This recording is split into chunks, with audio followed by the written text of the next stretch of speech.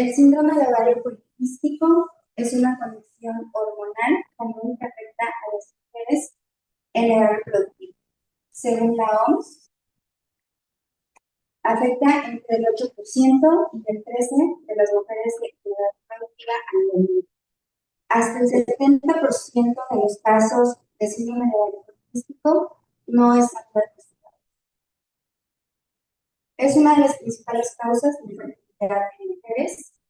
Se asocia con una variedad de enfermedades como es la diabetes tipo 2, hipertensión arterial, dislipidemia y enfermedades cardíacas, así como cáncer. El día de hoy nos complace presentar al doctor Luis Salvador Castillo, médico cirujano egresado de la Universidad Autónoma de Potosí, especialista en ginecología y obstetricia, con su especialidad en biología de la reproducción. Director de la Clínica de Reproducción UNER, miembro del Colegio de Ginecología y Obstetricia en San Luis Potosí, miembro de la Asociación Mexicana de Medicina. Le damos la bienvenida y se da la palabra.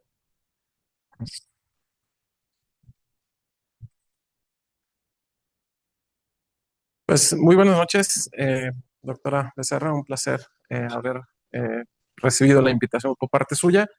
Y para mí es de veras muy gratificante el poder venir a compartir una de las entidades de mayor discusión en cuestiones reproductivas. Como bien hizo el preámbulo de la autora, una enfermedad altamente prevalente entre la mujer y que desafortunadamente, como bien dijo, una entidad que en un porcentaje nada significativo no siempre es diagnosticada de manera oportuna y que les genera también cuando hay diagnóstico a la paciente una serie de incertidumbres por el término de ovario poliquístico. Y entonces, bueno, como bien mencionó, depende de los criterios que podamos utilizar. La prevalencia oscila entre 6 a 10% de las mujeres si utilizamos los criterios antiguos, pero se puede llegar a duplicar esta prevalencia utilizando los criterios de Rotterdam, que teóricamente son los que todos deberíamos estar utilizando. Y que dependiendo de la población que nosotros manejemos, podemos llegar a enfrentarnos a una incidencia tan alta como el 70% de aquellas pacientes, por ejemplo, del grupo de infertilidad. Es una enfermedad que tiene la peculiaridad que su nombre no le da reflejo a la gran heterogeneidad que puede llegarse a presentar.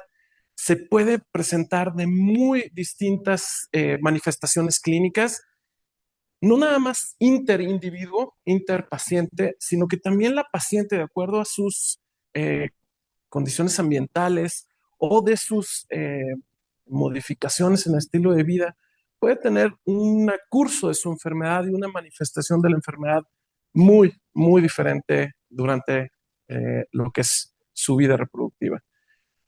Como dijo la doctora, y aquí viene creo que una de las partes muy significativas, es una realidad que la medicina familiar es el parteaguas de todo sistema de salud. Y en enfermedades endocrinológicas, en particular ovario poliquístico, la medicina familiar es la piedra angular para poder evitar las comorbilidades que, como bien nos decía la doctora, conlleva el diagnóstico de ovario poliquístico. Una de las cosas importantes a recordar es que la mayoría de los diagnósticos se hacen entre 20 y 29 años de edad. La edad media más o menos del diagnóstico es del 25 años. Pero una de las cosas más importantes, como decía la doctora, es de que hay publicaciones, sé que esto no son estadísticas a lo mejor de México, pero en donde se dice que el 72% aproximadamente de la población de entre 15 y 24 años en algún momento de su vida ha sido valorada en una o múltiples ocasiones por medicina familiar, ¿sí? Y sin embargo, a pesar de eso, no siempre se cuenta con el diagnóstico del ovario poliquístico. Hay muchas publicaciones que hablan de que pacientes con ovario poliquístico pueden llegar a tener un retraso en su diagnóstico de hasta 2 años, pero hay evidencia y hay publicaciones anecdóticas que hablan de que en algunas ocasiones hasta 17 años de retraso en lo que es el diagnóstico de una paciente con ovario poliquístico. Y aquí, antes de entrar de lleno a lo que es ya propiamente la evaluación y el manejo, sí me gustaría entrar en algo que es altamente complejo y que me da mucho gusto decirles que en la actualidad hay un médico potosino que está poniendo muy en alto la medicina de aquí de San Luis Potosí. Es un ginecólogo, biólogo de la reproducción, egresado aquí en la Escuela de Medicina, egresado aquí de Ginecología y Obstetricia. El doctor Eric Saucedo de la Yata, no sé si algunos de ustedes lo conocen, pero él es un médico que ha estado pues en todos estos grupos de definiciones. Él actualmente participó en lo que es las guías de manejo del 2023 del Colegio Europeo de Medicina Reproductiva, y pues es eh, alguien al que todo mundo sigue y escucha sobre lo que es el ovario poliquístico. Y bueno, ellos en el 2023 definen al ovario poliquístico como una disfunción endocrino-metabólica altamente compleja y de gran heterogeneidad con una alta prevalencia. Así es como lo definen lo que es el síndrome de ovario poliquístico. Es importantísimo que nos acordemos que es una enfermedad endocrino-metabólica. Y si bien es cierto que la mayoría de las pacientes van a acudir a sus consultorios por sus principales manifestaciones y qué es lo que a ellas les preocupa, la situación de hiperandrogenismo y la situación de infertilidad. Una de las cosas que tenemos que recordar, como bien dijo la doctora en el preámbulo y en la presentación de esta entidad, es de que el que una paciente tenga diagnóstico de ovario poliquístico le conlleva que para el resto de su vida tenga una incidencia incrementada de disminución en lo que es la calidad de vida. Cada vez más y más son los reportes de la incidencia de trastornos en la imagen que se percibe la paciente con ovario poliquístico, la calidad de vida de lo que es la paciente con ovario poliquístico se ve disminuida por mayor trastorno de depresión, por el sobrepeso que pudieran llegar a tener un grupo de pacientes, comorbilidades por el simple hecho de lo que es el padecer ovario poliquístico, como trastornos de ansiedad, depresión, trastornos de la autoestima y definitivamente entidades metabólicas. Ya nos dijo la doctora, definitivamente estas pacientes conllevan mayor incidencia de diabetes tipo 2, intolerancia a la glucosa, síndrome metabólico con dislipidemias, sí, y mayor riesgo de infarto, así como incremento en la incidencia del hiperplasia endometrial y cáncer endometrial. Entonces es una entidad que si bien a la paciente lo que le preocupa es a lo mejor las manifestaciones clínicas de la etapa reproductiva, no hay que perder de vista que esta entidad conlleva un deterioro en lo que es su estilo o su calidad de vida. Y es por eso que si nosotros tratamos de identificar una etiología, una fisiopatología de lo que es el síndrome de ovario poliquístico, la realidad es de que es desconocido todavía en la actualidad cuál es la verdadera causa de lo que es el ovario poliquístico. Pero se sabe que es una enfermedad poligénica altamente compleja, que pareciera ser que hay una teoría muy, muy interesante de la fisiopatología del ovario poliquístico que dice que tiene que haber eh, dos eventos para detonar lo que es el ovario poliquístico, le llaman la teoría de los dos hits, en donde definitivamente debe haber marcadores genéticos, una condición genética, pero después debe haber un detonante en el ambiente intrauterino o extrauterino que ya desarrolle como tal lo que es el ovario poliquístico. Y ahí es donde entra, pues, desbalances hormonales, ¿sí? Hay mucha evidencia que bebés con retraso en el crecimiento por disminución en el aporte nutricional por parte de la mamá tienen mayor incidencia de ovario poliquístico. No sabemos si justamente ese estrés al que esté sometido desde la etapa fetal es lo que desarrolla. Definitivamente uno de los grandes también detonantes y que cada vez conocemos más los famosos disruptores endocrinos que pueden llegar a tener también un factor detonante en el desarrollo de lo que es el ovario poliquístico, tanto intraútero como extraútero. Situaciones de hiperandrogenismo y oligoneopsión que no sabemos propiamente desde cuándo inician. Y lo que les decía, factores ambientales.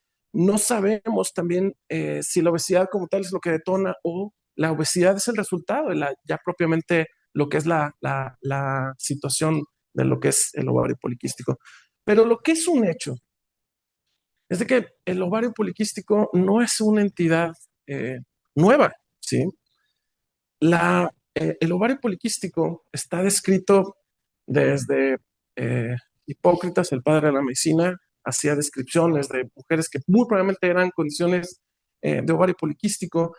Edad Media se escriben situaciones o condiciones que semejan lo que podría ser ovario poliquístico. Y así a través de la historia nos damos cuenta que el ovario poliquístico no es una entidad de ahora, no es una entidad que es reciente, ha estado desde los principios de la humanidad y hay muchas teorías. Hay una teoría que me parece que como tal teoría es respetable, pero justamente hay una teoría que habla de que el ovario poliquístico permitió la subsistencia de lo que es el ser humano al permitir que la mujer pudiera, a través de la resistencia a la insulina, tolerar épocas de hambruna y en la misma infertilidad permitir o la situación de anovulación permitir espaciar los embarazos hasta situaciones de cuestiones ambientales o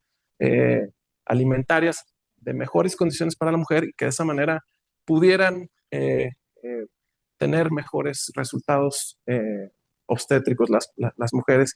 Pero no fue definitivamente en la medicina moderna que ya conocemos el ovario poliquístico cuando Irving Stein y Michael Leventhal en 1935 en un congreso de ginecología obstetricia en Nueva Orleans presentan sus casos de lo que son mujeres con eh, eh, síndrome de ovario poliquístico como tal e infertilidad.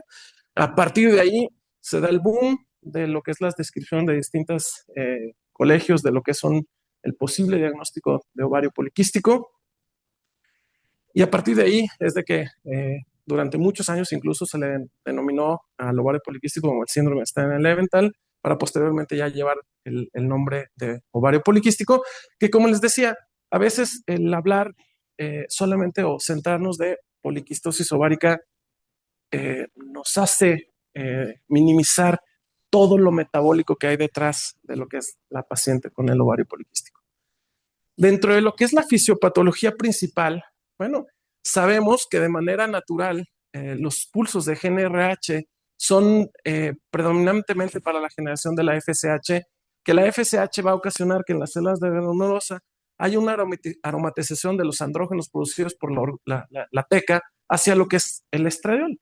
Y ese es el funcionamiento de manera normal.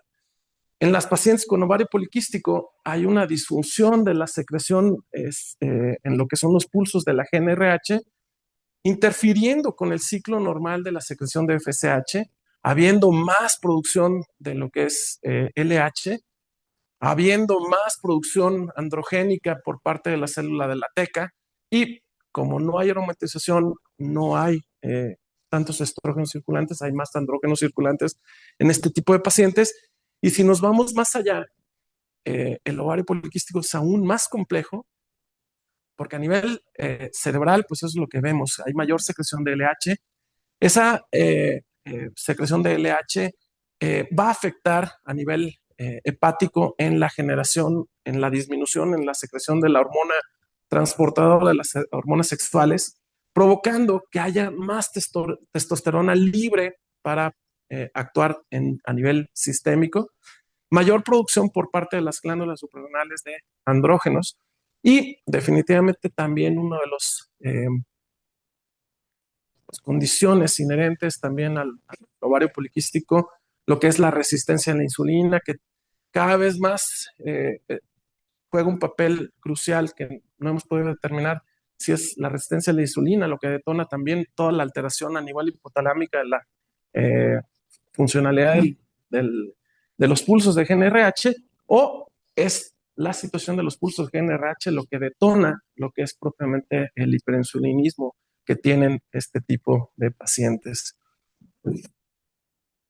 Pero bueno, ya propiamente, ¿cómo hacemos el diagnóstico en la actualidad? Bueno, es tan complejo todavía que aún hay debate del diagnóstico y bueno, como les decía, yo soy ginecólogo, soy aparte especialista en reproducción y creo fervientemente en los criterios de Rotterdam del 2003. En el 2003 se junta una serie de expertos, entre ellos el doctor Ricardo Asís, probablemente el que más sabe de ovario poliquístico, el que más publica de ovario poliquístico, y realizan una serie de modificaciones a lo que eran los diagnósticos tradicionales de ovario poliquístico dados por el Instituto Nacional de Salud de los Estados Unidos en 1990. ¿Y qué es lo que cambia? Bueno, para 1990 tenía que haber dos criterios y no, a pesar de que en el nombre llevaba el ovario poliquístico, para los criterios del 90 no era indispensable tener ovario poliquístico para eh, diagnosticar el síndrome de ovario poliquístico. Para los criterios de Rotterdam, ahora sí fue algo que incluyeron dentro de lo que es el diagnóstico. Y entonces decían, ok, una paciente que tenga 2 de 3 criterios, que es hiperandrogenismo, y aquí también es una distinción, porque para el Instituto de Salud de los Estados Unidos decía hiperandrogenismo documentado de manera bioquímica. Para el colegio americano, para los criterios de Rotterdam, puede ser simplemente por clínica que haya hiperandrogenismo para que ya sea el criterio clínico. Y obviamente si no hay una manifestación clínica, una corroboración de hiperandrogenismo por laboratorio, hace el diagnóstico de hiperandrogenismo. Disfunción ovárica, que básicamente por disfunción ovárica entendemos irregularidades menstruales, ¿sí? Irregularidades menstruales que sí pueden ser ciclos cortos de menos de 21 días, pero que característicamente son ciclos que son por arriba de los 35 días y que también tienen la peculiaridad que no manifiestan la sintomatología inducida por lo que es la producción de progesterona.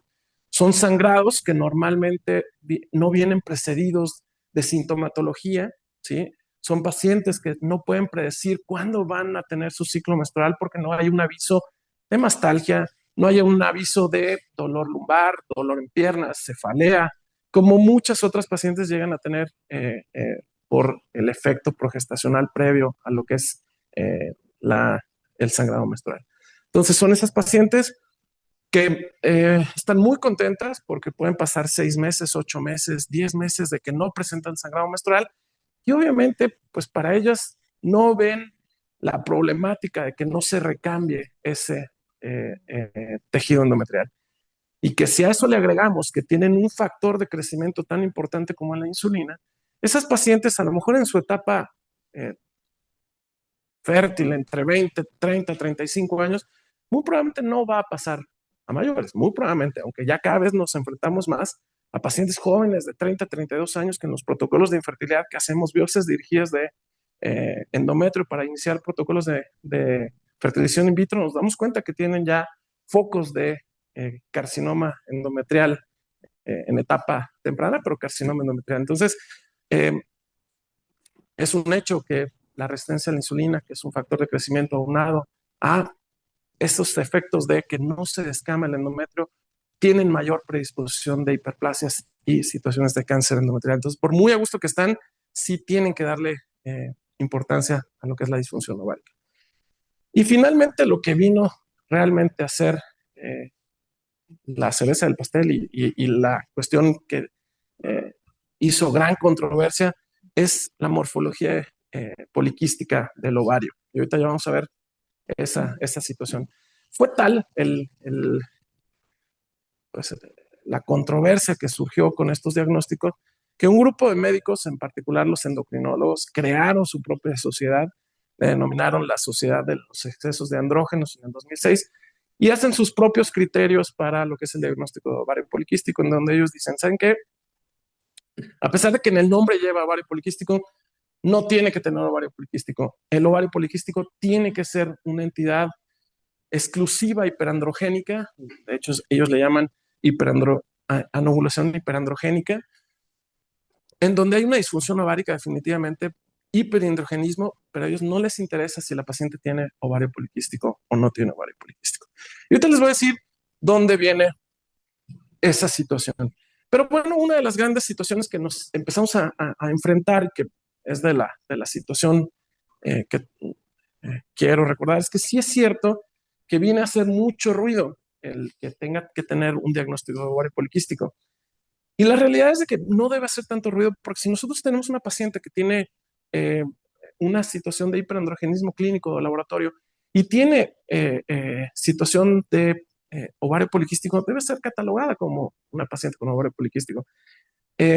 Ese fenotipo, que ahorita ya se los vamos a mostrar, pareciera que no hay tanto problemática, es más la problemática cuando hay disfunción ovulatoria, imagen de ovario poliquístico, pero que no hay datos de hiperandrogenismo.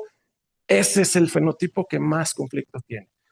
Pero bueno, ya propiamente en la práctica clínica nos enfrentamos a estas situaciones, ¿sí? Este es un ultrasonido de los años, principios de los 2000, y este es un General Electric Voluson de los 2010 en adelante. Como pueden ver, la resolución que se tiene es muy diferente. La capacidad de discernir de folículos del Voluson a los ultrasonidos es muy diferente entre uno y otro. Entonces, a eso fue de los primeros conflictos que nos enfrentamos. Segundo conflicto que nos enfrentamos es cómo evaluamos el ovario en la paciente que sospechamos de ovario poliquístico. Abdominal, ¿sí? Endovaginal, ¿sí? No a todas las pacientes les podemos hacer el ultrasonido endovaginal. Pero bueno, los criterios aquí sí, desde el 2023, en el 2003 todavía no hacían mucho énfasis, pero en el 2023 ahí sí ya nos empiezan a diferenciar. Primero, sí dicen, sabemos la gran diferencia de identificación de folículos con los distintos equipos, de acuerdo también al año de fabricación de lo que es el ultrasonido, sí podemos llegar a encontrar diferencias, tanto que incluso antes de los 2000, yo creo que todos recordamos que una de las descripciones de los libros de ginecología decían que la imagen clásica de la paciente con ovario poliquístico era que no había folículos en la médula y que era ese collar de perlas en la periferia de lo que son los ovarios. Y en la realidad con los equipos nuevos ya nos dimos cuenta que no, que los folículos están aún en el estroma ovárico y que están en toda la economía de lo que es el ovario. Y bueno, aquí sí los autores de las guías del 2023 hablan y hacen la diferenciación. Ok, si tú a tu paciente no le puedes hacer un ultrasonido endovaginal y le vas a hacer un ultrasonido abdominal, teóricamente con que identifiquen 10 folículos entre 2 milímetros a 9 milímetros o un volumen ovárico por arriba de los 10 mililitros, ya sea en uno o los dos ovarios, es suficiente para hacer el diagnóstico de ovario poliquístico. Pero el idóneo es el ultrasonido endovaginal. Y en el ultrasonido endovaginal, además del volumen por arriba de los 10 mililitros, tenemos que tener por arriba de los 20 folículos entre 2 y 9 milímetros.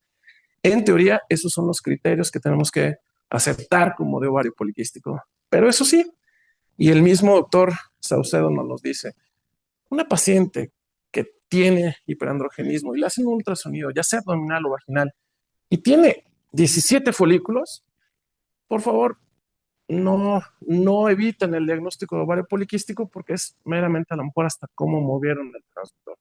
Una paciente que tenga por arriba de los 15, 17 folículos y hiperandrogenismo es paciente con ovario poliquístico. ¿Sí? Eso sí, no podemos hacer el diagnóstico porque hay que recordar que el ovario poliquístico es un diagnóstico de exclusión. ¿Sí? Si bien lo vamos a sospechar de manera muy, muy fuerte, tenemos que descartar las otras entidades que pueden causar hiperandrogenismo o cuadros similares a lo que es el ovario poliquístico. Dentro de los más comunes que nos enfrentamos, enfermedades tiroideas, hiperplasia suprarrenal congénita no clásica, este es uno de los principales que debemos identificar, hiperprolactinemia, y bueno, ya más difíciles de encontrarnos o con datos clínicos diferentes: síndrome de Cushing, amenorrea hipotalámica funcional, falla ovárica prematura y tumores secretores de andrógenos. Entonces, teóricamente, nosotros no podemos hacer el diagnóstico si no hemos descartado todas estas entidades previamente.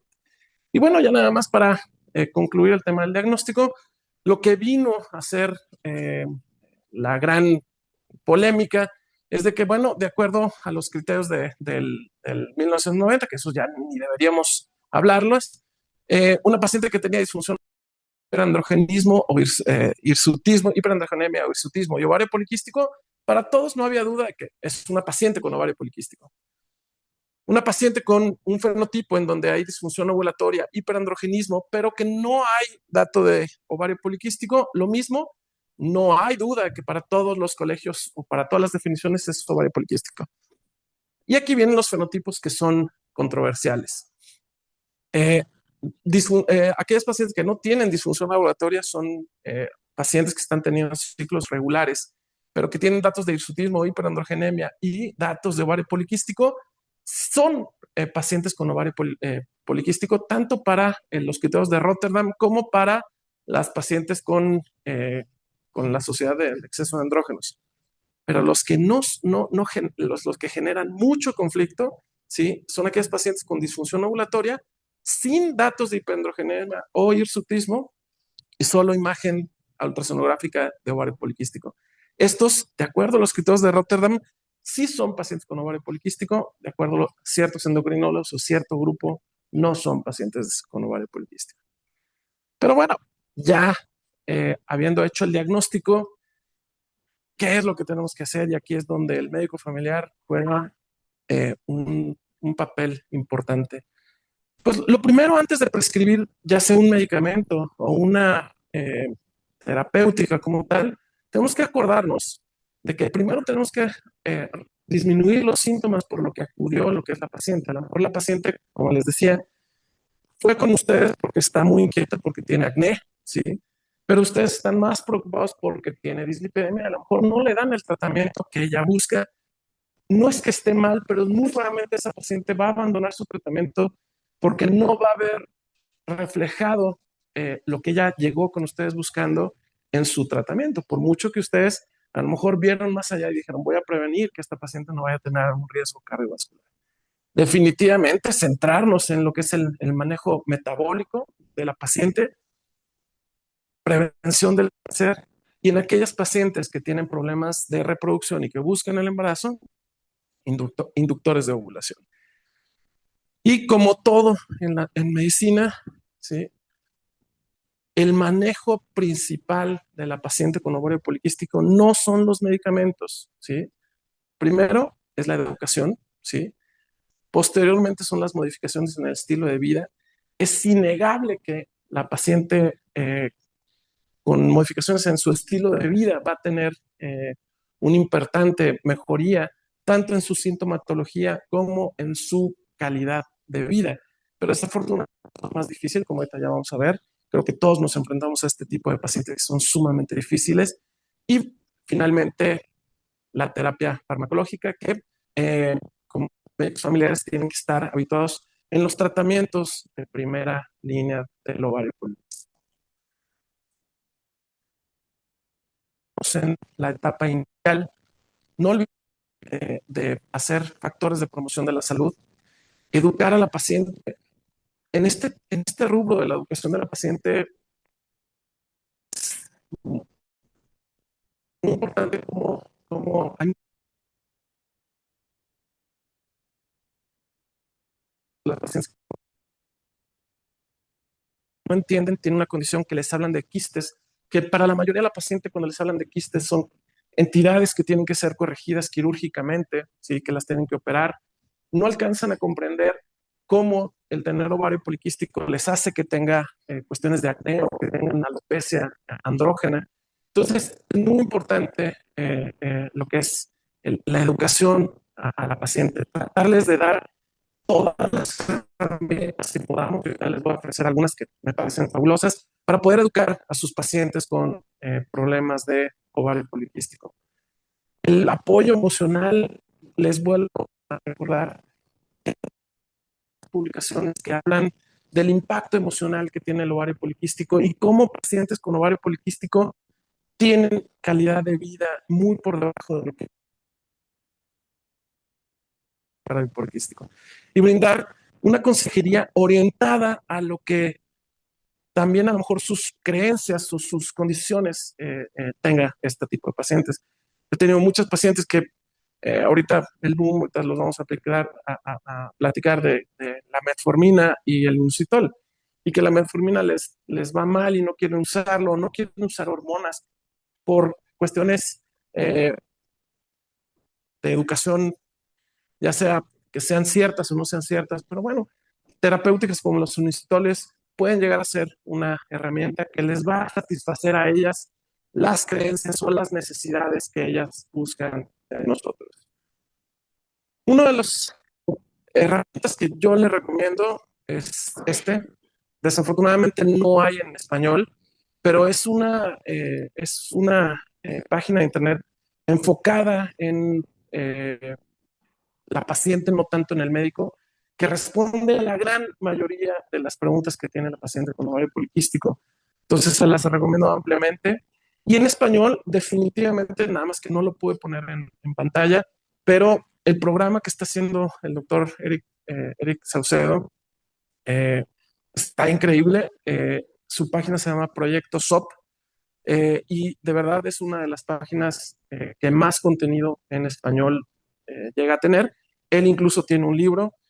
En su página tiene nada más pequeñas introducciones a los capítulos de los distintos capítulos que tiene su libro, pero me parece una herramienta también muy útil tanto para nosotros como médicos como aquella paciente que tiene lo que es el ovario poliquístico.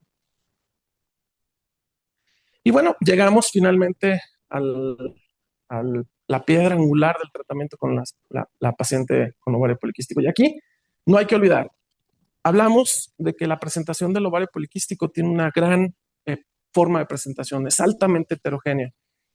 Y la mayoría los veo muy, muy jóvenes, no creo que les haya tocado a mis maestros, pero mis maestros decían de manera errónea que la paciente con ovario poliquístico era aquella paciente que nos encontramos en una obesidad hirsuta, era como lo que teníamos que encontrar con ovario poliquístico. Y eso no es cierto. Cada vez nos enfrentamos también a pacientes delgadas, ¿sí? Que no tienen tanto problema de sobrepeso, pero que se ha identificado que esas pacientes tienen problemas de hirsutismo y que tienen problemas de resistencia a la insulina. Aún delgadas, tan solo por tener el ovario poliquístico, tienen mayor riesgo de trastornos metabólicos e incrementos en lo que es dislipidemias y síndromes metabólicos. Por lo que no hay que perder de vista que también esas pacientes se ven de manera muy influenciadas por lo que son cambios en su estilo de vida. Desafortunadamente, los cambios en estilo de vida, que son los que realmente nos llevan a tener un mejor, pues bueno, sobrevida y mejor vida a futuro, son los más difíciles. Nuestras generaciones cada vez más estamos acostumbrados sobre todo a esto, ¿sí? A la búsqueda de soluciones rápidas, y por eso ya vamos a hablar. Las cirugías bariátricas vienen también en pacientes con ovario poliquístico a ser una de las terapéuticas que tenemos que hablar en las pacientes con ovario poliquístico, porque desafortunadamente sí es la piedra angular, pero no todas las pacientes están dispuestas a esperar el tiempo que conlleva esta situación para ver resultados. Entonces, uno de los problemas a los que nos enfrentamos y que yo estoy seguro que ustedes como médicos familiares ven justamente una serie de pacientes que están con situaciones metabólicas, principalmente diabetes, hipertensión, que es súper difícil porque lo que quisieran es una pastillita que nos haga resultados mágicos e inmediatos. Entonces, esto es una de las cosas que más nos enfrentamos. Segundo, les vuelvo a recordar, cada vez más son las publicaciones que hablan que si ustedes, por muy futuristas que sean, no se basan en los síntomas que le está diciendo la paciente, ¿sí? Si no le corrigen que tiene alopecia, que no le corrigen que tiene acné, que no le corrigen que tiene irregularidades y se van directamente a corregir las cuestiones metabólicas, es muy posible que esta paciente no va a continuar con su terapéutica porque no ve los resultados que ella finalmente fue a buscar.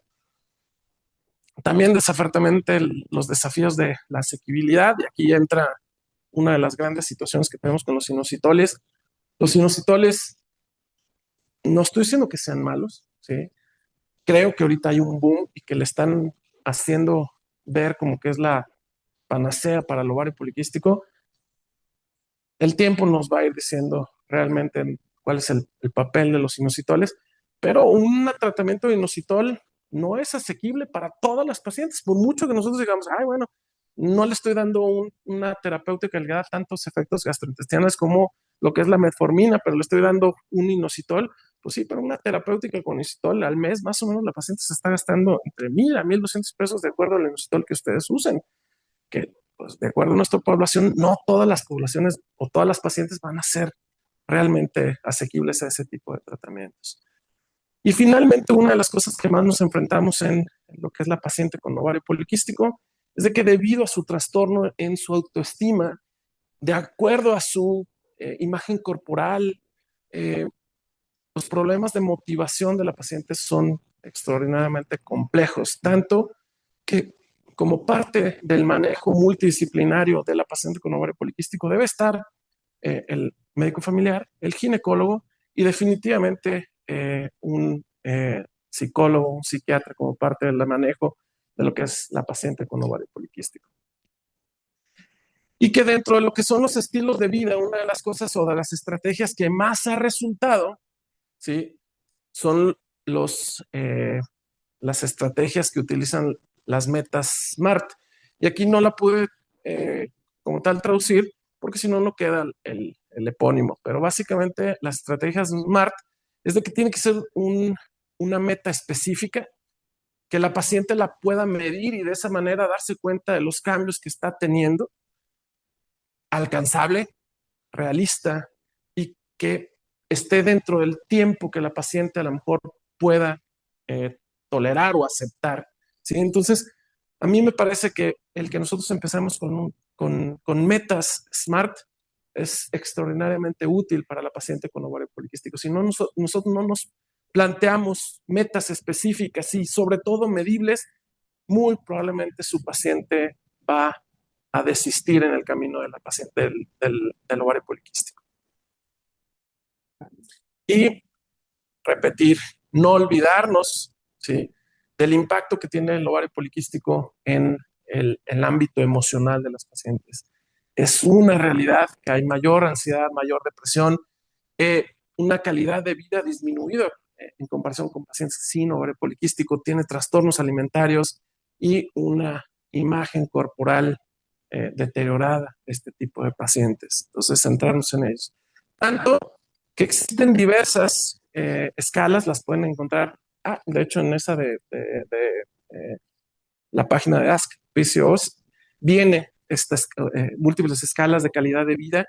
Estas escalas de calidad de vida, básicamente la mayoría viene dividida en 5 dominios: emotivos, vello corporal, peso, infertilidad y trastornos menstruales. Y en función a eso es que nosotros podemos llegar a hacer un cálculo numérico que les pueda a ustedes también decir si su paciente está mejorando o no mejorando en lo que es su tratamiento.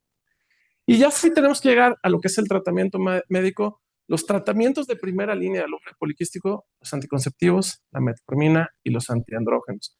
Además de que definitivamente no los puse porque no son como tal tratamientos a lo mejor médicos, pero definitivamente los tratamientos cosméticos como la terapia láser, la terapia de cavitación, sí son técnicas altamente efectivas que a lo mejor le puede dar resultados a lo que es su paciente. Y ya entrando a lo que es la terapia de primera línea, los anticonceptivos. Definitivamente los anticonceptivos, todos, absolutamente todos, por el balance hormonal que van a finalmente llegar las pacientes con ovario poliquístico, van a corregir el hirsutismo y las irregularidades. Y indirectamente, al corregir las irregularidades, ustedes van a estar protegiendo a la paciente de lo que es situación de hiperplasia o cáncer.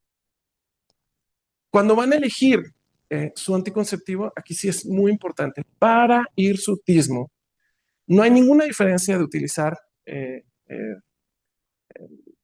protocolos o más bien pastillas anticonceptivas con dosis superiores de 30 microgramos de etinilestradiol.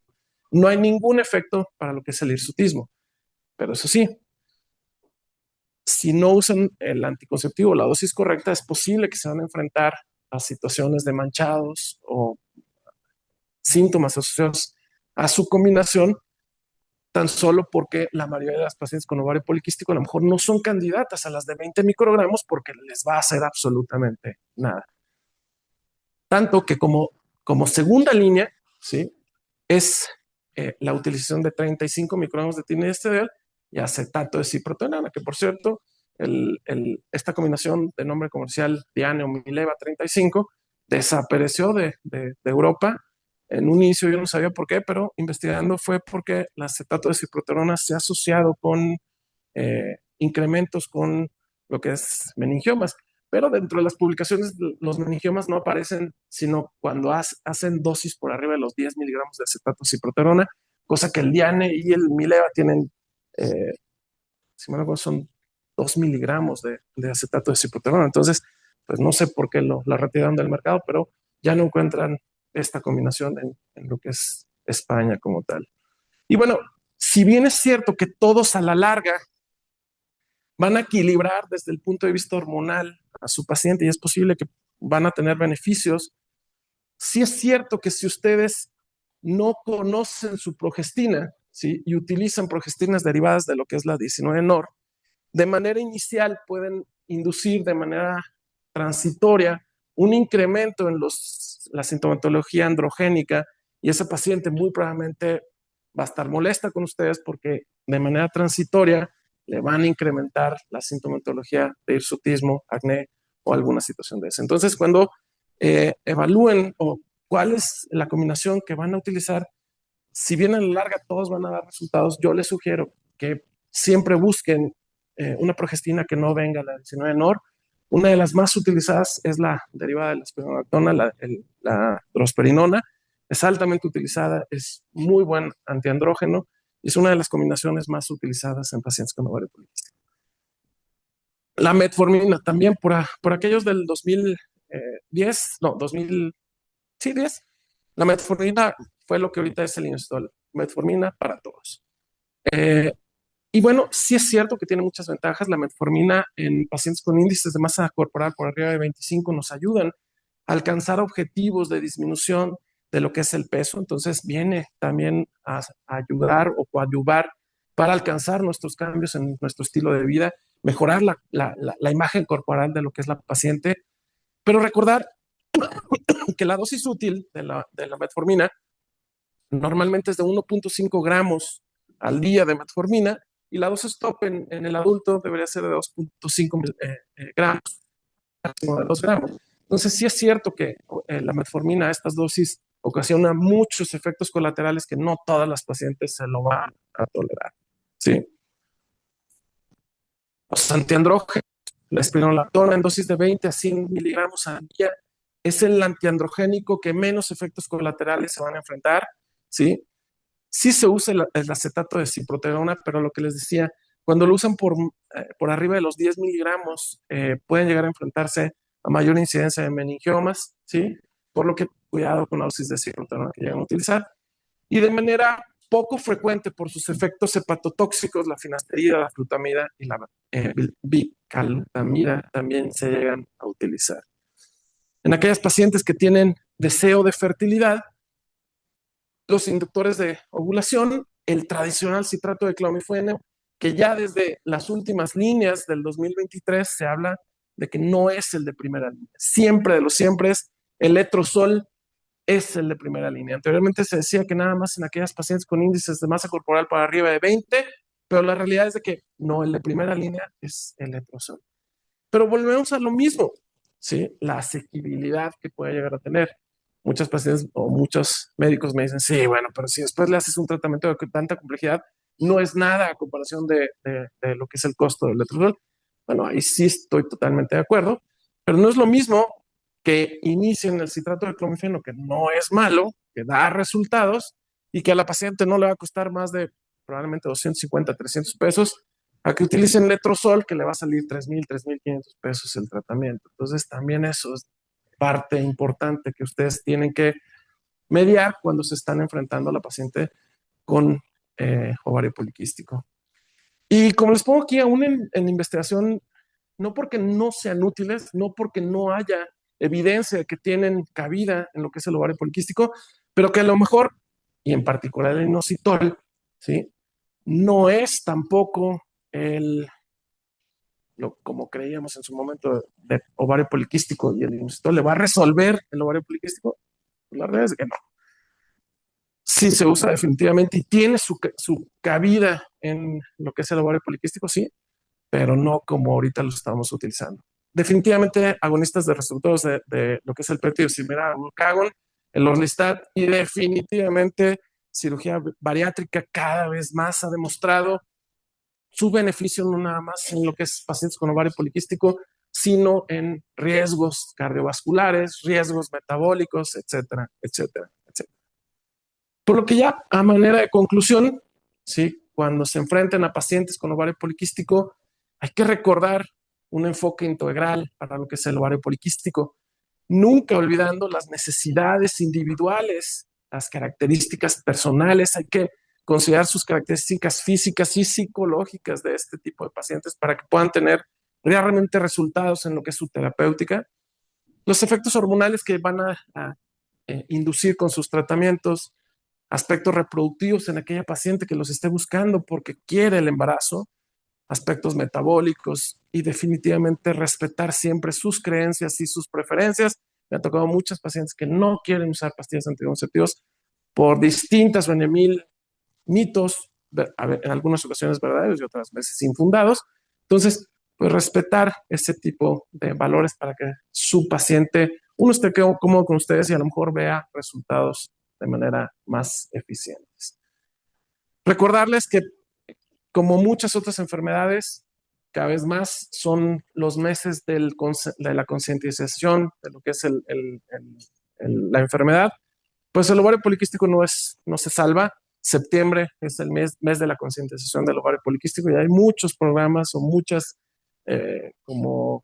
publicidad en este mes, sobre todo en países europeos y en Estados Unidos. Doctores, muchísimas gracias. Un placer haber estado aquí con ustedes.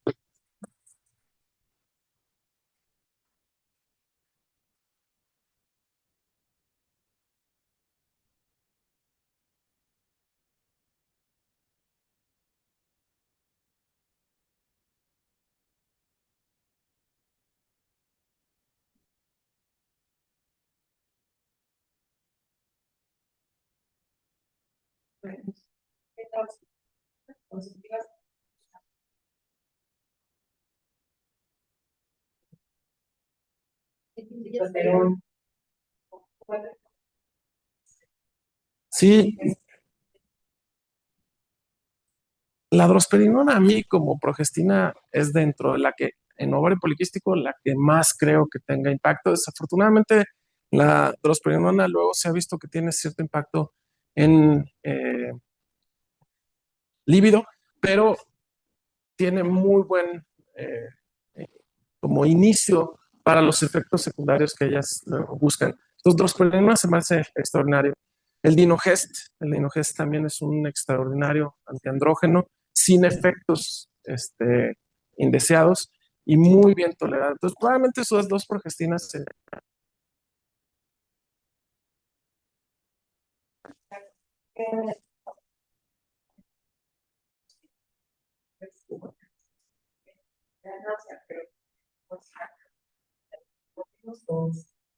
no, definitivamente lo que dices sí es la tolerancia a la paciente. Sí, mucho influye la dosis del letinilstradiol, pero pequeñas variaciones como lo que usted está comentando de cambiarlo con horario puede ser suficiente para que lo tolere. Si una paciente no tiene ese tipo de problemática, la realidad es de que la mejor hora es cuando ella se acuerda en cualquier momento, aún en fines de semana que puede llegar a modificar sus estilos de vida. Porque en muchas ocasiones a lo mejor la paciente por el hecho de que se levanta muy temprano a trabajar, dice, yo me lo voy a tomar a las 5 de la mañana, pero el fin de semana se despierta hasta las 10 de la mañana. Ese no es un buen horario para que se lo llegue a...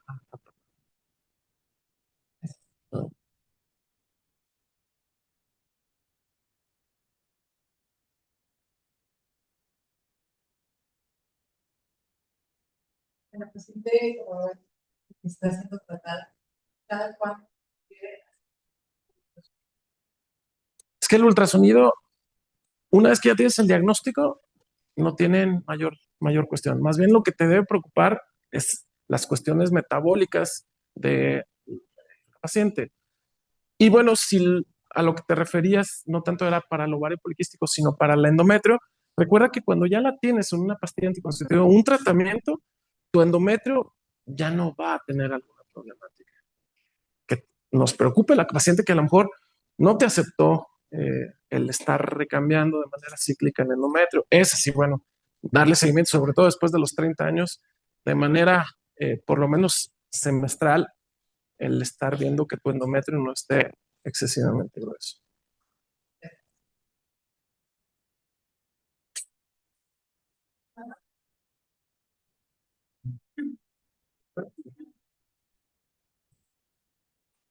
¿Sí? Voy a preguntarle. Cuando no toleran comida,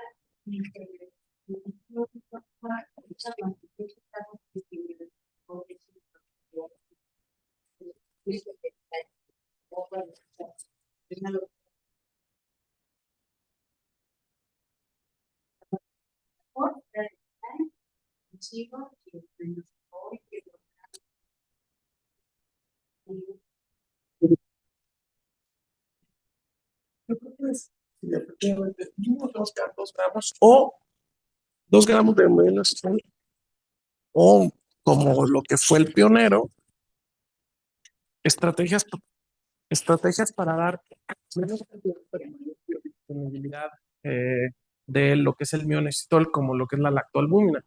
Finalmente, el primer inositol que sale, el Inofolic, sí tiene menos de 2 gramos, menos de 2 gramos la pastilla o la recomendación, pero es por el hecho de la forma en que se metaboliza. Teóricamente, por estar combinado con lactoglobulina, tiene una mayor biodisponibilidad y la absorción es equivalente a los 2 gramos de mioinositol solo.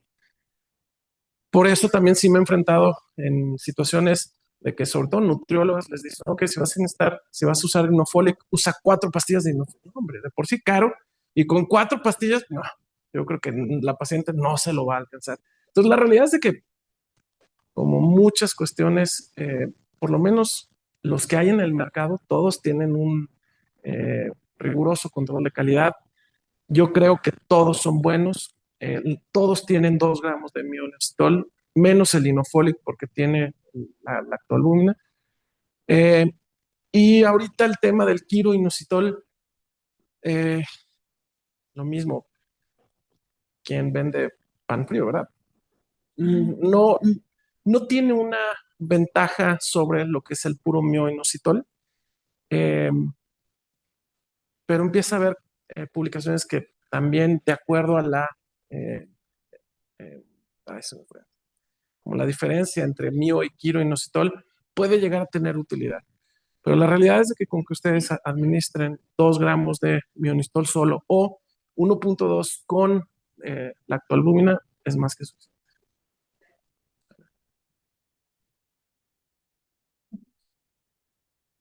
Sí, claro. De los socios que se encuentran en vía remota conectados, llegamos a 64 socios durante la sesión. En general, le dan agradecimientos y felicitaciones por la ponencia. Y hay algunas preguntas. Menciona el doctor Aldo Peña González. ¿Cuál sería el papel del médico endocrinólogo en el manejo del síndrome de ovario poliquístico? Ok, les vuelvo a decir, efectivamente el endocrinólogo juega un papel también importante.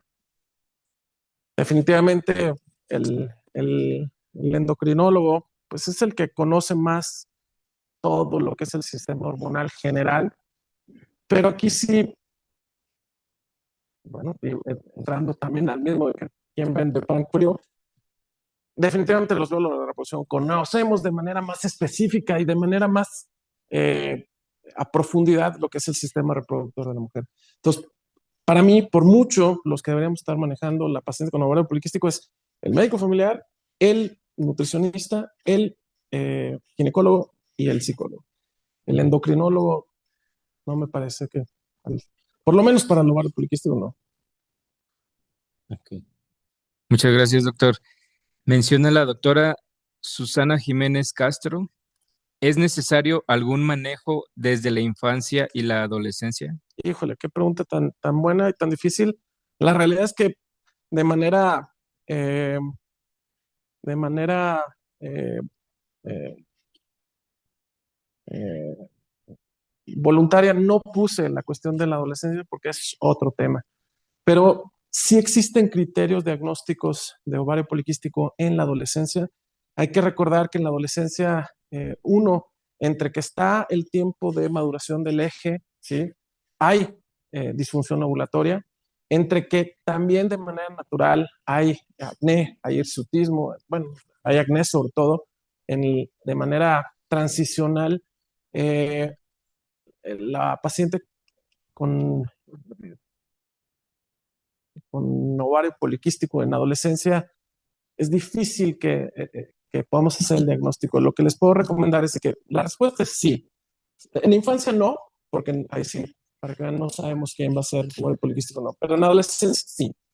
Básicamente los criterios hablan de que igual que en los criterios del adulto, tiene que ser primero de exclusión, tenemos que descartar otras entidades que puedan imitar el ovario poliquístico.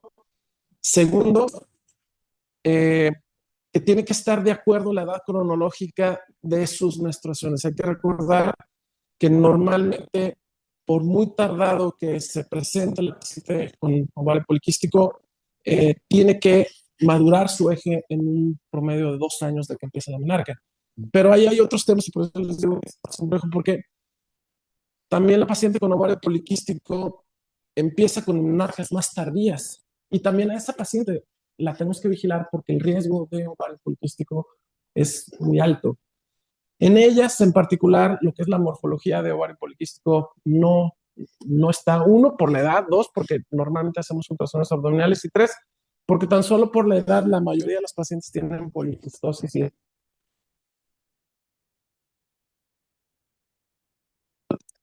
La respuesta, ¿cuál es? Sí hay un tratamiento para el paciente y que está demostrado que tiene importancia. Sí hay criterios específicos para la paciente adolescente y que son diferentes a los criterios de tratamiento. Y última pregunta, dice doctor Julio César Martínez, ¿al momento del diagnóstico sería necesario el envío a ginecología? ¿Los seguimientos a segundo nivel, cada cuándo sería recomendable un seguimiento como tal? Yo sí creo que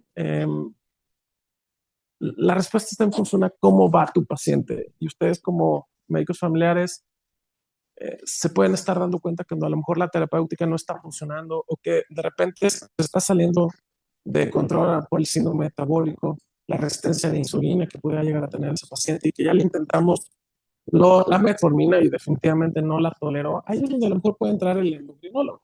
Y a mí como ginecólogo, por mucho que le esté controlando el ciclo, tiene acantosis, tiene acrocordones, y ya le di ¿cómo se llama? La metformina, o sea, también es muy probablemente que ya se me van a acabar mi arsenal de terapéuticas que puedo utilizar. Entonces ahí es donde podría llegar a entrar el endocrinólogo, cuando en su seguimiento están identificando que lo que es ya propiamente la dislipidemia, que ya es propiamente lo que es la resistencia a la insulina, no la hemos podido controlar con los medicamentos de primera línea, y esto ya entraría propiamente. Y ginecológicamente, probablemente en aquella paciente que la tienen protegida de su endometrio con los recambios de manera correcta, solamente en aquellas que no están teniendo sangrados correctos a pesar de la terapéutica que están instalando, o aquellas pacientes que ya están buscando por plan de fertilidad, que son las que ya van a invitar antes el ginecólogo.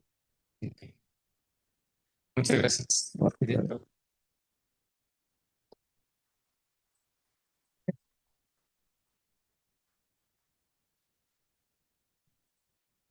A nombre del Colegio Potosino de Especialistas en Fertilidad, agradecemos a